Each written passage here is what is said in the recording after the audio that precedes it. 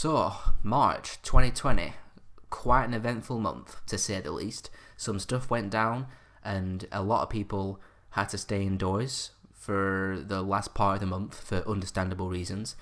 And it was a great time for film fans and people in the online film circle to sit down and watch a ton of films.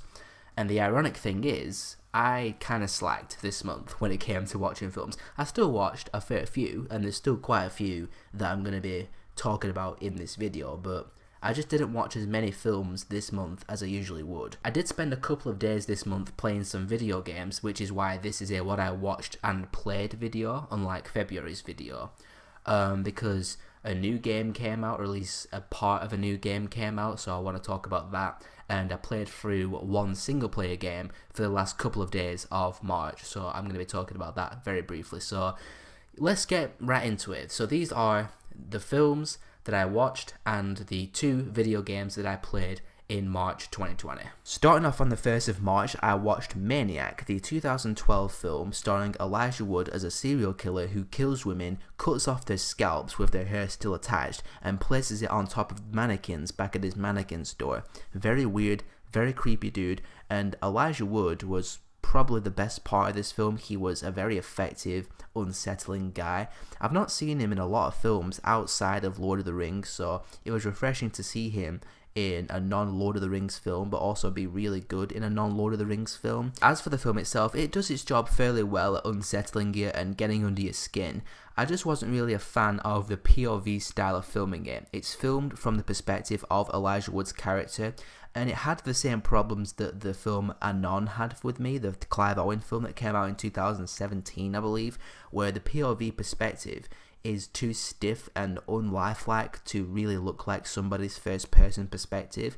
So I just didn't really engage with the film on a filmmaking level, and also on a storytelling level. The storytelling wasn't awful, and again, it does its job fairly well enough, getting under your skin and unsettling it. It's just the story to it wasn't anything particularly special.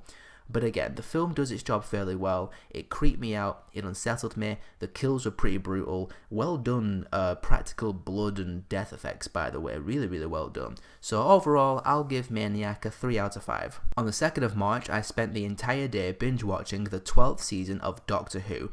I liked Series 11, I thought it was a decent collection of Doctor Who episodes, but it didn't really infuse me with that sense of adventure and the compelling kind of mysterious storylines that went through previous Doctor Who seasons. But Series 12 got back to that for me, because you had the opening 2 episodes, Spyfall, a good decent 2-parter reintroducing the Master, and then you have the mystery of the Timeless Child. Now, I'm not going to spoil the whole Timeless Child thing, because people still might not have watched it and whatnot, and I think if I were to talk about the Timeless Child thing, it would deserve its own video. In fact, I'm thinking about doing a video on the Timeless Child stuff, but I don't know yet. But I liked the Timeless Child reveal, and the last 2 episodes of Series 12, when we find out all this new information, it's honestly reinvested me into Doctor Who, especially for Series 13, because I hope that the new questions that have been raised as a result of the Timeless Child reveal are answered in the form of a new story arc in Series 13, because if they don't do anything with this new information, I'll be very disappointed, because I am now fascinated in this information that we now know about Doctor Who. But as for the series as a whole, I felt it was a much better collection of episodes than Series 11, and there were a couple of episodes, like the Nikola Tesla episode, the episode on Orphan 55, that did feel just like typical run-of-the-mill Doctor Who episodes, you know, the Creature of the Week episode, and have to go to this place and save these people, go to this place and stop this from happening, but they were still entertaining and not boring to watch. So yeah, overall, I like Doctor Who Series 12 quite a bit. Good storylines, a good overarching storyline, some really enticing, intriguing mysteries, some great new lore and information that's been given to us. I know some Doctor Who fans are up in arms about the changes. I'm not a die-hard, know every single detail about Doctor Who fan, so I'm not annoyed by these changes. In fact, like I just said, I'm now reinvested into the show as a result of these changes. I, for one, was quite satisfied with Series 12 of Doctor Who, so I'll give it a 4 out of 5. On the 3rd of March, I continued the James Bond marathon with A View to a Kill, Roger Moore's 7th and final Bond film, and so far, in my opinion, the worst Bond film of the entire franchise.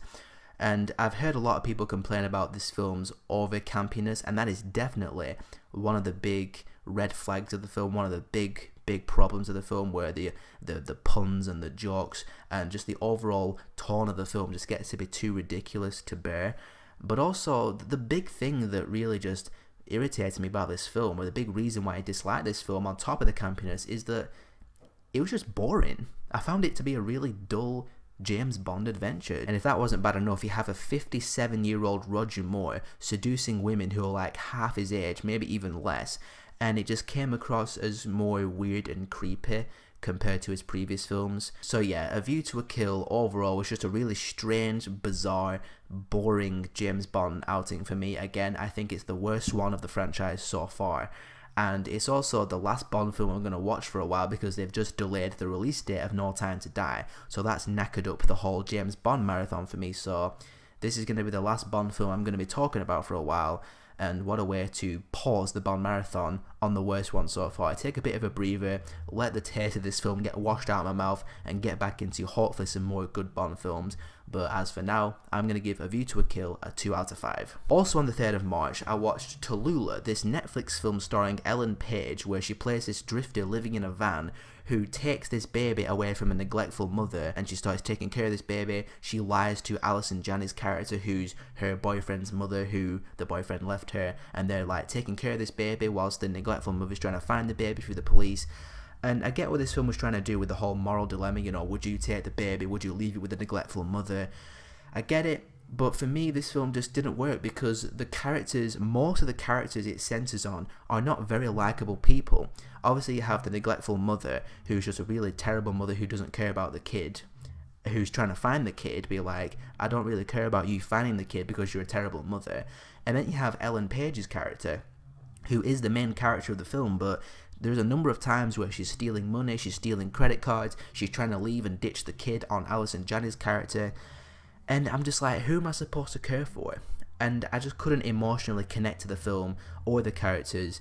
Again, I appreciate the attempt and what they were trying to do, but for me personally, Tallulah just didn't work, so I'll give Tallulah a 2.5 out of 5. On the 4th of March, I spent another day binge watching an entire series, this one being The Haunting of Hill House. I finally got around to watching it after hearing nothing but acclaim for it for the past couple of years, and I'm just gonna say it, this might just be the best piece of horror entertainment I've ever seen, be it a film or a TV show.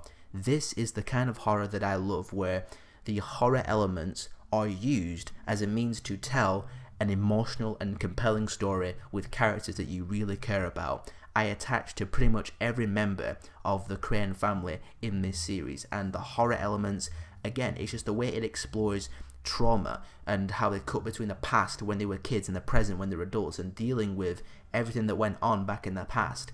And it was emotional, it was compelling, it was extremely well acted. Everyone in the show brought their A game, and when it does concentrate on the horror elements, it is creepy as hell. And there are 2 jump scares in this show that scared the life out of me. There's the one, the hanging woman in the corridor scene, and as everyone knows, the car scene. Jesus Christ, I was watching this with a friend of mine, we were watching it on the same time on Netflix. We both jumped out of our skin and audibly screamed, because holy Jesus Christ, it was, yeah, that was probably the best jump scare I've ever witnessed in my life, because it wasn't cheap and they didn't like build up to just a pointless loud noise. It was actually effective and it was creepy as hell. Haunting of Hill House was incredible. I loved it. It's, again, probably the best piece of horror entertainment that I've ever seen, and I am now very excited for the next series, The Haunting of Bly Manor, that's coming out supposedly this year. So yeah, bring it on. Mike Flanagan, this guy is just proven to be one of the best horror directors in the business today. Doctor Sleep was great, Haunting of Hill House was great. Bring on more Mike Flanagan awesomeness. So yeah, Haunting of Hill House, you know what? I'm doing it. I'm giving it a 5 out of 5.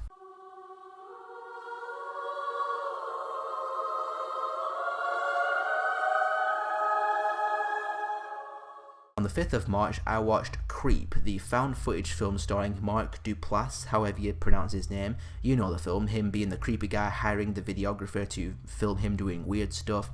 I've had a lot of acclaim for this film over the years, and I did watch this film back in 2016 and I wasn't a fan of it, and I did not understand the acclaim that it got.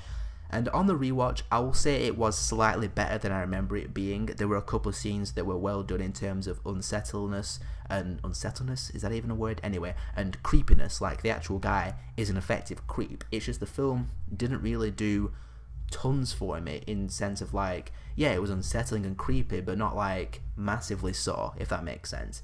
It's hard to talk about it because it's just all a matter of, did the film work for you, did it not? And the film just doesn't really work for me like it does for everybody else. So I'll give Creep a 2.5 out of 5. Also on the 5th of March, I watched Creep 2. Now, I had never seen Creep 2 until the 5th of March, so it was my first time watching it. And yeah, I don't know, these creep films just don't really do much for me. The things they go for, you know, creepiness and unsettlingness, it does them well, but not to an overwhelming degree for me. So yeah, it's just all a matter of, do you like this kind of stuff, and does it get your blood pumping? Does it really satisfy your film going needs as per what these films are supposed to do for you in that level? I'm struggling to find words to put it into, to be honest. It's just, yeah, Creep 2, couple of creepy scenes, a couple of unsettling scenes, but I just didn't really respond to it like everybody else has responded to it. So for Creep 2, it's a 2 out of 5. On the 6th of March, I went to the cinema to see Onward, the latest from Pixar, starring Tom Holland and Chris Pratt as two elf brothers in a modern world inhabited by fantasy creatures like dragons, elves, and goblins, and all that kind of stuff. I really enjoyed this film. It's not top tier Pixar, and I don't see this having the same staying power as Pixar's top films like Up and Inside Out. Like, even a couple of hours after seeing it, it didn't like stick with me. But it's still a very heartfelt, very charming, really entertaining, and very funny fantasy adventure. I love the world building, the whole, you know, modern world, but, you know, it's dragons and elves, and they're driving cars, and they have buildings and planes, and all the indoor plumbing, everything we have in our world, but just used by all these fantasy creatures. It was great world building. Pixar are so good at doing that. And the brotherly relationship between Tom Holland and Chris Pratt's characters was really wonderful, and the ending, as I expected, was emotional, but not in the way that I was expecting. You know, you expect the film to end a certain way, but it didn't, and I appreciated that. And yeah, again, it was a really fun adventure. I had a lot of fun watching it. Not one of Pixar's best, but it just goes to show that even their not best films are still really good, really entertaining, and I can't wait to watch it again when it probably comes out on Disney Plus later on this year. So I'm going to give Onward a 4 out of 5. Also on the 6th of March, I watched Spencer Confidential, the new Mark Wahlberg film on Netflix. Mark Wahlberg and Winston Duke team up to uncover a conspiracy revolving around cop killers in Boston. And it's a pretty by-the-numbers action, comedy, murder, mystery, investigation type film that is completely elevated by Mark Wahlberg. His likeable and entertaining presence just made it an entertaining film to watch, and his back and forth with Winston Duke was entertaining as well.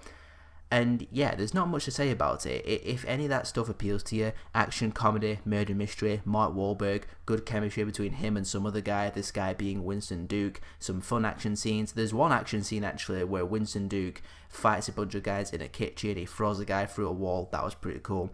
And there's a fight scene with Mark Wahlberg fighting a bunch of guys in a bathroom in a bar set to the song Sweet Caroline. Come on, you know you want to see that. But yeah, if any of that stuff appeals to you, you'll have a good time with it. This film exists to be a Friday or Saturday night casual watch on Netflix. Get a couple of friends around, and if you just want to watch an undemanding yet entertaining film, this is pretty much made for that. And I personally enjoyed the film for what it was, even though it was a bit disposable and by the numbers, like I said. So I'll give Spencer Confidential a 3 out of 5. On the 8th of March, me and my friend jumped onto Netflix and watched Blockers, the 2018 film starring John Cena, about the parents trying to prevent their daughters from having sex on prom night. And when it comes to comedies, I just want it to be funny, make me laugh, that's all I care about. I can forgive a generic story and predictable characters and plotting if the film is funny. And that's pretty much my summary of Blockers in a nutshell. The story and characters, predictable as hell, the heartfelt stuff towards the end, you saw it coming from a million miles away, and the heartfelt stuff doesn't fully land, for me at least, but the film had some good laughs along the way, some funny moments, And this film has opened my eyes to how good John Cena can be in a comedy, because his dramatic acting is really not up to scratch yet. He can still get there, but his comedy acting is actually quite solid. He was funny in Blockers, everyone was funny in Blockers, and overall, for what the film is and it's trying to be, I ended up having a good time with it, so I'm going to give it a 3 out of 5. After Blockers, it wasn't for another week that I watched another film, because Call of Duty Warzone came out, which is of course the new Battle Royale mode for Modern Warfare. And just some quick thoughts, I am quite enjoying it so far. It's a typical Battle Royale game, you know, you drop in, get your loot, get your weapons, and last team standing, last person standing wins. And it does the formula pretty well. There are some things I think they could improve upon, like some of the loadout drops. I think they should limit those to one player and maybe up the price of it to make it, you know, a bit more challenging to get better loot and better weapons. And there are some features from Blackout in Black Ops 4 that are missing in Warzone, like, you know, attachments and customizing weapons in the game, like adding different attachments to different weapons and stuff. I'd like to see that come back, and there's some other things I think they should tweak to make it a little bit better. But overall, I am really enjoying Warzone so far. I'm going to continue playing it until, you know, whenever the next Call of Duty comes out, as long as, you know, I stay interested in it, and if they keep updating it and adding some new things to it and doing those tweaks, like I said. So the next film that I watched was on the 15th of March, and it was I Don't Feel at Home in This World Anymore. That's the Netflix film starring Elijah Wood and Melanie Lynskey, the actress who played Rose in 2.5 Men.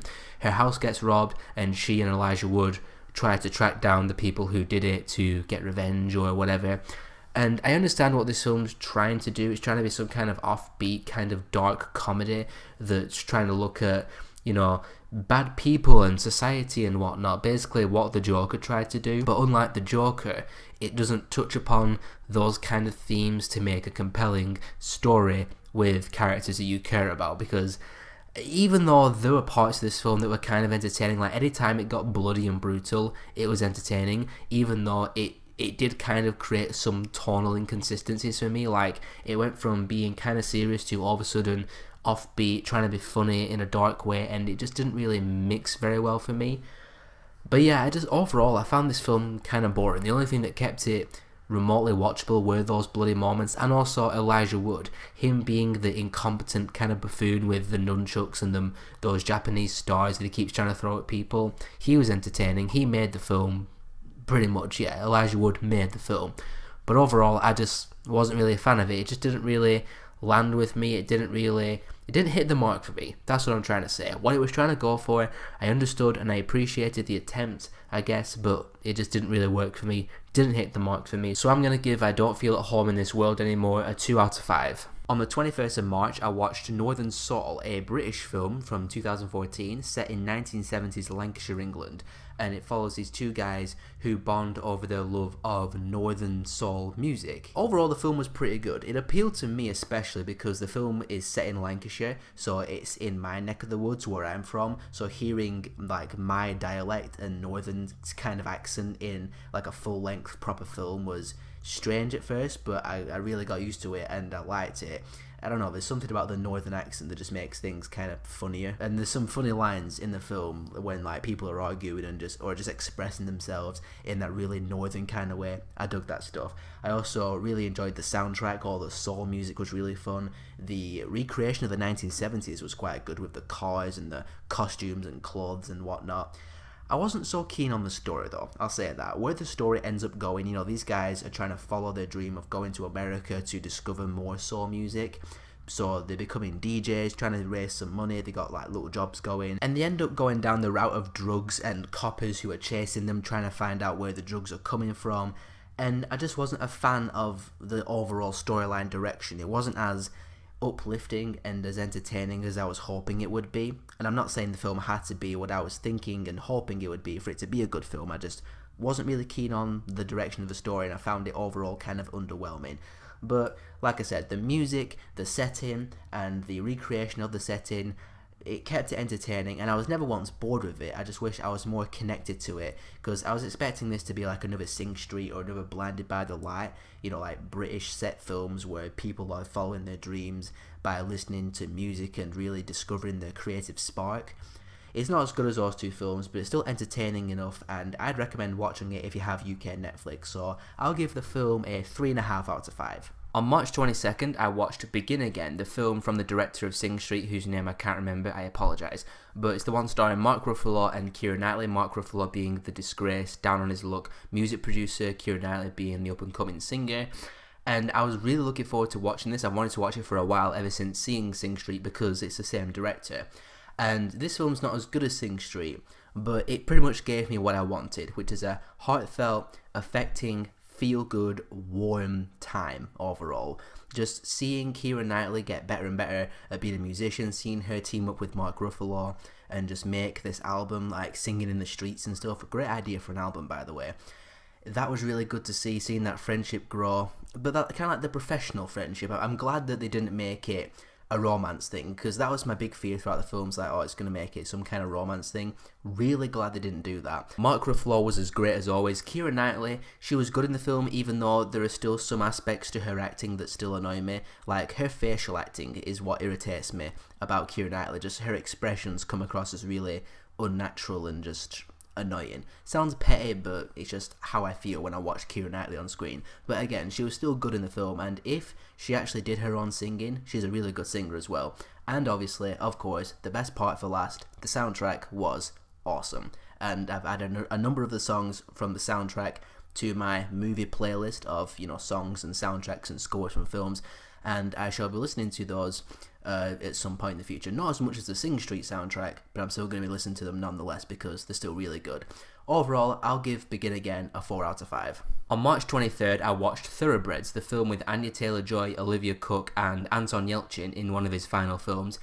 And I'd heard some really good things about this film ever since it came out back in 2017, but I never got around to watching it because it was never on Netflix or anything. And I saw on the description that it was a dark comedy, which made me go, okay, I'll give it a shot. But dark comedies can be very tricky for me because the whole, are you supposed to laugh, is it supposed to be funny type thing. And I'm going to be honest, I was not a fan of this film. I just found it to be very nothing. I describe this as a nothing film. It just didn't really evoke any emotion out of me whatsoever. And I don't mean like, oh, emotion, sad emotion. I just mean any kind of emotion. I wasn't entertained by it. I wasn't thrilled by it. I wasn't invested in it. I wasn't nothing. I just watched the film, just kind of leaning on my hand and elbow, lying on the bed watching it, and I just meh. It just did not do a thing for me. There was no energy to it. The chemistry between Olivia Cooke and Anya Taylor-Joy was fine, but it wasn't as good as it should have been, in my personal opinion. And yeah, there was just really nothing to this film, really. I didn't connect to it. I didn't get won over by it. It just did not do it for me. That's the best I can describe it. And I'm in the minority on that one because everyone else likes this film. It's got an 86%, I believe, on Rotten Tomatoes. But I watched it, did nothing for me. So for me, Thoroughbreds is a 2 out of 5. On the 24th of March, Disney Plus finally came out in the UK, and I thought I'd kick it off with a classic, so I watched Monsters Inc. This is a childhood favourite film of mine, so I have a lot of nostalgia tied to it, but over the years, I've just really come to appreciate how brilliant of a premise this is, and that's the thing with Pixar. Amongst everything else, I just love how they come up with such genius premises by taking concepts that we all know and just putting a different spin on it and just making a whole new world out of it. No pun intended with the whole Disney Aladdin thing. Anyway, and with Monsters Inc., you know, the whole monsters in the closet, so they look at it from the monsters' perspective, and it, you know, it's their own world, and they're getting screams from the kids to power their world. It's genius. I love it. But everything else about the film, the characters, the bond between Sully and Boo, the big goodbye at the end is really emotional. I teared up big time at the end watching it this time. The music, everything about this film is just brilliant. I love it. It's one of my favourite animated films of all time. One of the best Pixar films. It holds up 100% to this day. Even the animation, there are some animation parts of this film where I'm just like, that looks like that stands up to the animation of today. And considering that next year it'll be 20 years old, Jesus Christ, that's very, very impressive. So yeah, Monsters Inc. It was a great kickoff to my Disney Plus watches to come, and it is absolutely a 5 out of 5 film for me.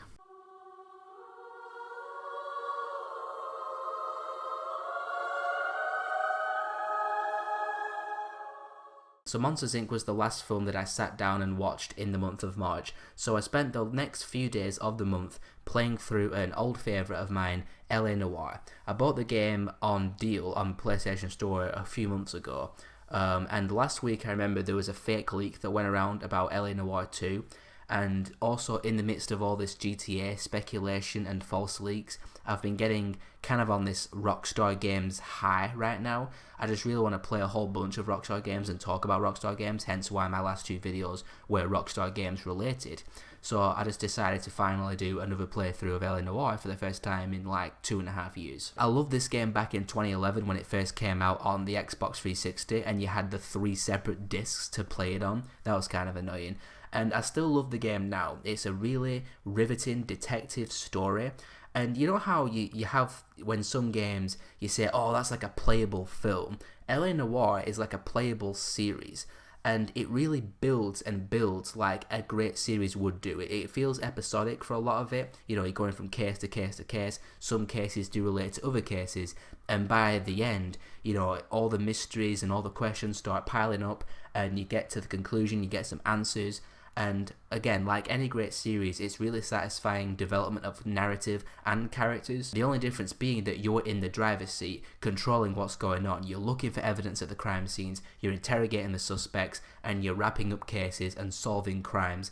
And it just really does a great job at putting you in the shoes of a LAPD detective in the 1940s. There are a couple of gripes and annoyances that I did pick up on this playthrough, one of them being the lack of route to follow on the minimap. Like, you get the location on the radar, but you pretty much have to guess which way to go. Quite a few times I got a little bit lost and I was like, what? Okay, am I going the right way now? And then have to do some awkward kind of shortcut or something. Similar problem that I had with Shadow of the Colossus, where the game doesn't tell you how to get to the location, so you just have to guess for yourself. I got lost, I got a little bit annoyed, but not a massive deal. Also, the animations haven't really aged very well. There were some times where just the animations of the characters looked a bit stiff and a little bit lifeless, when especially compared to the faces, because that was the big, you know, selling point of LA Noire back in the day, was the motion scan technology to read all the different ticks of the faces when you're interrogating people. So the faces look lifelike, but the rest of the bodies, especially the clothes, don't. So that element of the game hasn't aged very well either. But pushing those gripes aside, I still love LA Noire. It's a very satisfying detective story, very satisfying mystery story. It's riveting at times, exciting at times, and again, you're in the driver's seat, so it just makes it all the more interactive and all the more satisfying again. So I'm going to give LA Noire a 4.5 out of 5.